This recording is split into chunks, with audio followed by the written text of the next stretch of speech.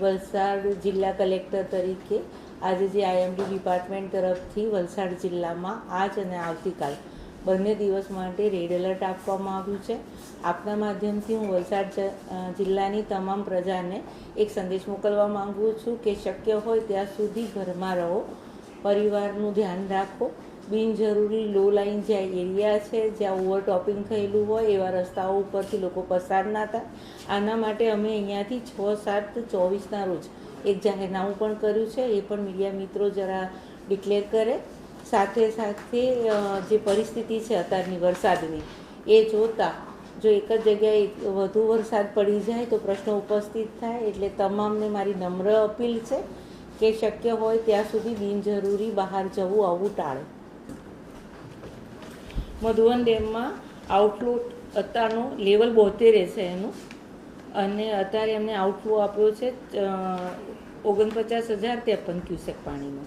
એટલે એ લોકો ત્યાં 10 દરવાજા છે, સ્લો એન્ડ સ્ટેડી એ લોકો ત્યાંથી પાણીનો નિકાલ કરતા હોય છે. પ્રશ્નો ત્યારે જ ઉપસ્થિત થાય કે જ્યારે એકી સાથે ફ્લો વધી જાય અને એકી સાથે એ લોકોએ 2.5 લાખ ક્યુસેકથી વધુ પાણી છોડવાની ફરજ પડે ત્યારની આ સ્થિતિ છે.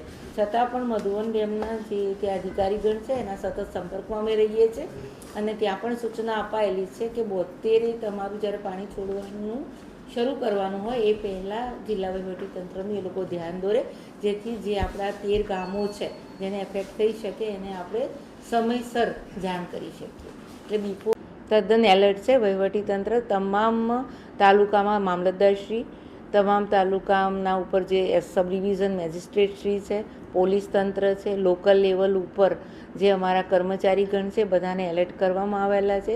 રેગ્યુલર બેઝ ઉપર આપણું જે ડિઝાસ્ટર સેલ છે વલસાડનું, ત્યાંથી નિયમિત સામેથી કોલ કરવામાં આવે છે. કોઈ પણ તાલુકામાં કોઈ પ્રશ્ન હોય તો સામેથી પણ પૃચ્છા કરવામાં આવે છે. દર 2 કલાકે આંકડા જે લેવાના હોય છે તો નિયમ મુજબ લેવાય જ છે, એનું રિપોર્ટિંગ પણ થાય છે.